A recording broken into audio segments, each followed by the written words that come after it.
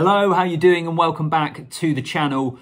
Who should Steve Borthwick select in his matchday squad for England taking on Italy at Twickenham this Sunday? That's what I'm going to be talking about in this video. It comes off the back of defeat to Scotland in their opening game. A lot of debate around Marcus Smith and Owen Farrell, but all across the team, I think there are some quite interesting selection decisions for Steve Borthwick to make. So in the comments down below, you can tell me how I've got this horribly wrong and which players you would select instead of mine. Subscribe to the channel and like the video as well. Don't miss out on any of the content that's being put up. I'm trying to update pretty much every single day as often as I can throughout the Six Nations. All right, let's get into it.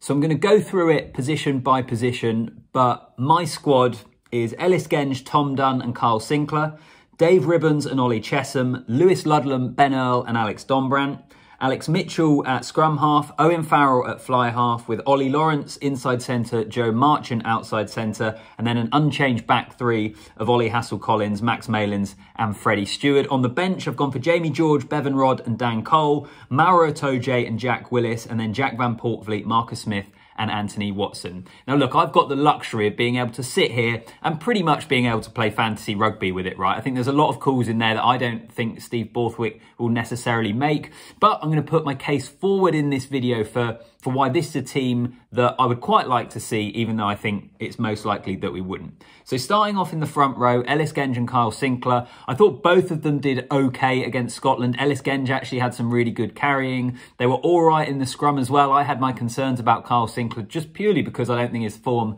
for Bristol has been all that strong in the Premiership this year.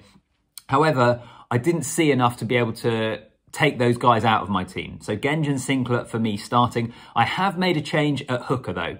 Jamie George came back into this England squad. He'd had a layoff when he had to go through the return to play protocols after suffering a concussion. So he came back into the training camp relatively late and I didn't think he looked that sharp against Scotland. Whether that had anything to do with having concussion and returning to play and all that, I've got no idea. Maybe he just had a bit of an off game, but we do know how good an operator he is. But I thought England's line-out was a problem. There were a number of times where there were overthrows at the line-out, they lost line-out ball. Of course, that's not purely down to Jamie George, it's the whole system in place there. But I would like to see Tom Dunn come in, a guy that has never really been given much of a run in an England jersey. We know what Jamie George can bring. I don't think there's any question marks really over how good a player he can be and what he can bring to the England setup going forward. But perhaps for this game, let's bring in one of the different hookers. Luke Cowan-Dickie is out injured, so he's not going to be a part of the Six Nations. So I would bring in Tom Dunn and perhaps just see a different change there, give someone new a chance and have Jamie George on the bench experience coming on, hopefully to close out the game. So that's my front row.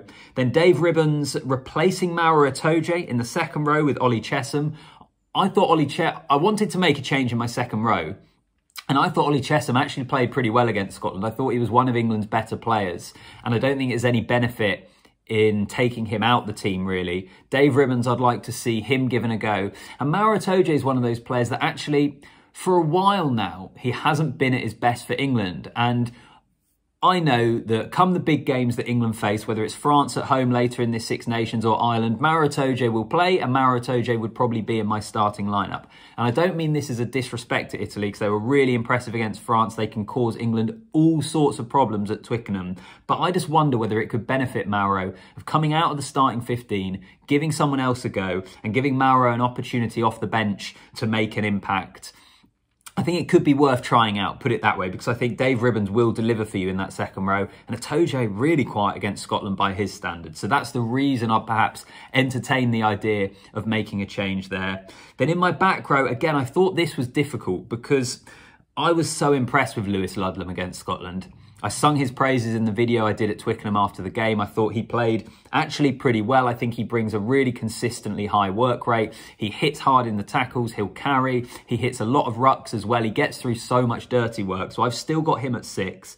I'm bringing Ben Earl in at 7. Someone who can give you a threat at the breakdown in terms of stealing ball, someone who's good carrying, particularly if you're able to get them in a bit of space. And also it's rewarding his form for Saracens. So I think Ben Earl, a fairly obvious one. But because I've gone for Ludlam and Earl, I was really tempted to make a change at number 8 because Dombrandt had a pretty poor game against Scotland, really. But I didn't want to bring Sam Simmonds in because I thought that would make my back row too small. I didn't think it would have enough size in there. So keeping Ludlam and Earl, I'm keeping Dombrandt in there. And to be fair to Alex Dombrandt, a lot of the mistakes he made against Scotland, certainly the obvious mistakes anyway, was kind of just dropping balls when he came on a tight line, a little pop pass to try and put him through a hole. They were skill errors really, more than anything else, and things that we don't necessarily see him do on a regular basis. I think it's something that it would almost be a little unfair to drop him in a sense, because he's a good enough player to put those things right. I don't necessarily think that he will be dropping kickoffs, for example, this week. Those are things that just, he had a bit of an off game. Let's give him another shot at number 8. And I think he brings a bit more size than Sam Simmonds. And also I've got the explosiveness from Ben Earl, so I don't necessarily need it from Simmonds. I think I need size in that back row. So that's kind of my thought process for my back row. Alex Mitchell coming in at 9. I thought Jack Van Poortvliet did all right against Scotland, wasn't great. He's had a kind of up and down start to his England career. But what I did think was Ben Young's coming off the bench. Everything he did was so slow, and he is England's most capped men's international player. But I just don't see it anymore for him. Personally, I like Jack Van Poortvliet. I've got him on my bench. Alex Mitchell, I think, can bring both the control and the zip to England's attack, which perhaps they've been missing that combination at the moment. So I want to see Mitchell get his chance. I don't think he will, but that's what I would go for with Jack Van Poortvliet on the bench. So fly half, the big debate, Smith and Farrell, does it work? I'm still not 100% sure, but most people seem to think it doesn't at the moment. And I do think England could benefit in this game of having the clarity of just one fly half on the pitch. And that has to be Owen Farrell, I think, in terms of form, particularly because he's the captain as well, so we know he's going to play, but also he deserves to play in terms of his form in the Premiership. Give him the keys to the attack at fly half, and then bring Ollie Lawrence in at 12. Now, that is a risk. Dan Kelly, I believe, I saw in the Times today, they're reporting that he is expected to be out of the Six Nations. I think he would have been starting for England, actually, had he been fit. So England are having to rejig that midfield combination, as they have been doing for years, really. So I'd bring Ollie Lawrence in, even though he has been playing mainly 13. That's what I say. That's what I mean when I say that it is a risk. I'm aware of that. But I'm just not sure England have too many other options. If you're moving Owen Farrell to fly half, I'm not sure where you go with that. Obviously, Henry Slade is coming back into the squad. Slade would have to play outside him, but I've gone for Joe Marchant because, again, I don't think it would be fair to drop Joe Marchant after the Scotland game.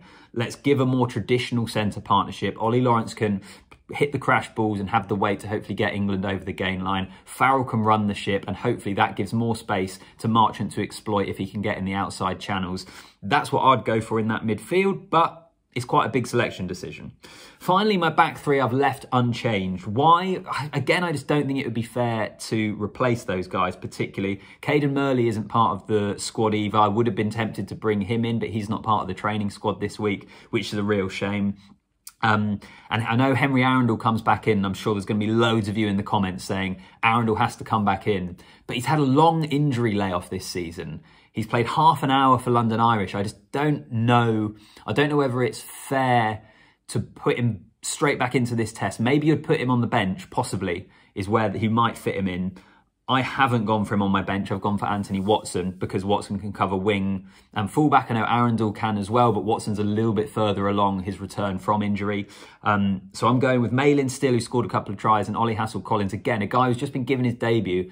I don't think off the back of that game where he didn't get much ball, he didn't get many opportunities to exploit space. I think it would be harsh to drop him. Let's give him another go, give him time in that jersey. And Freddie Stewart, I think he's one of England's better players. I saw some people being quite critical of him following the game against Scotland.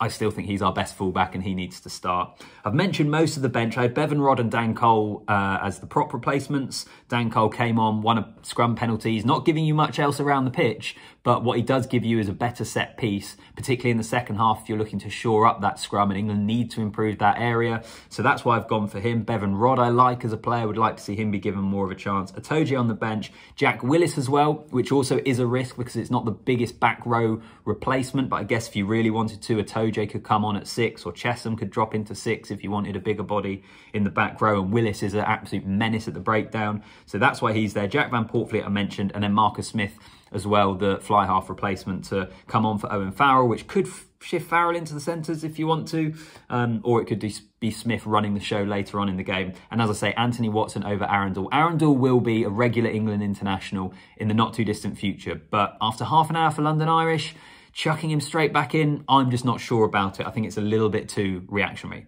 So that's my team. That's what I'm going for. What do you make of it? Do leave a comment down below. What squad would you like to see Steve Borthwick select against Italy on Sunday? Like the video and also subscribe to the channel. Really appreciate everyone that has hit that subscribe button over the last week or so. It's awesome to have you on board. I really appreciate it. And listen, I'll see you in the next one.